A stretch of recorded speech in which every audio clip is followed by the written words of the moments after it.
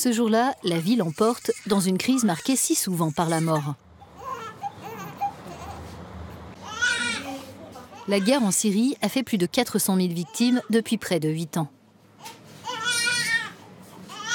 Farah, qui veut dire joie en arabe, est le bébé syrien numéro 10 627.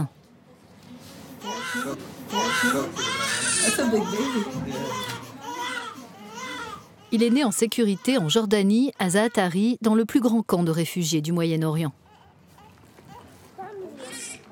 1 demi-million de Syriens fuyant leur pays ont transité par ce site, des milliers sont restés. Et plus de la moitié de ceux qui vivent ici aujourd'hui sont des enfants.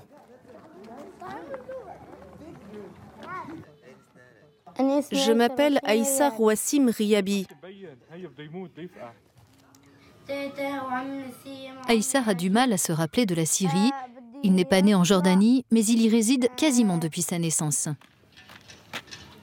Il est d'accord pour nous montrer comment il vit. C'est lui qui filme son frère jumeau Amir. Va là-bas et dis que tu joues avec le chat.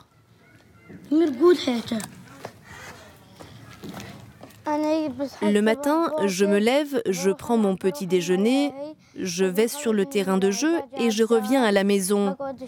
Je reste un peu et après je ressors et je vais jouer au foot. Et puis je viens chercher mon frère et on retourne jouer au foot.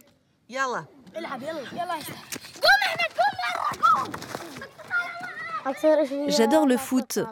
Je suis tout le temps en train de jouer. Aïssa, Amir et leurs amis de Zaatari préféreraient peut-être passer leur temps autrement, mais ils manquent cruellement de perspectives d'avenir.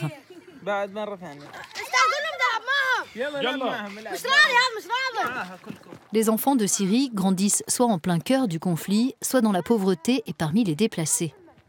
Et ce type de traumatisme prolongé peut nuire à leur développement psychologique et avoir un impact durable sur toute une génération. Les ONG internationales ont tiré la sonnette d'alarme. À l'intérieur du camp de Zaatari, l'UNICEF a travaillé avec des humanitaires et des Syriens pour créer ce qu'on appelle des espaces sûrs, pour que les enfants puissent simplement être des enfants.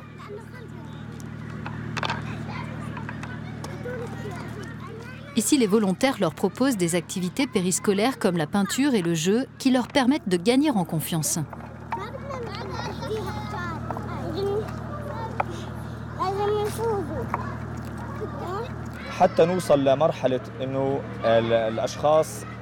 De cette manière, ils peuvent arriver à un stade où ils peuvent répondre à leurs propres besoins et s'adapter à toutes les situations.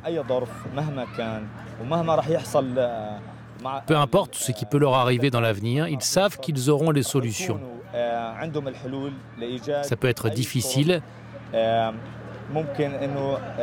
mais j'espère que les choses qu'on leur propose les aideront à être plus apaisés.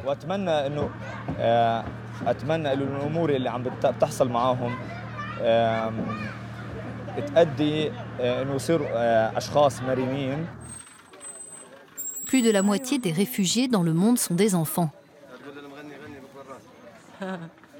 Ils sont ainsi plus de 13 millions à avoir quitté leur région ou leur pays d'origine et dans de nombreux cas à être privés de leurs droits les plus fondamentaux.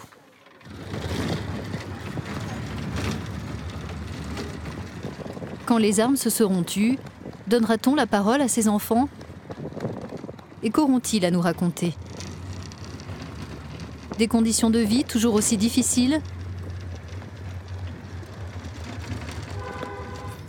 Ou auront-ils enfin espoir en l'avenir?